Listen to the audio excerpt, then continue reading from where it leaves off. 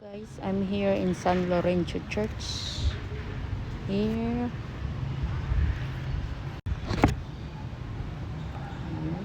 San Lorenzo Church. Beautiful place. It's nice. And I'm right here. Look at the weather here, guys. It's so hot. Wait. I'm gonna ask something here.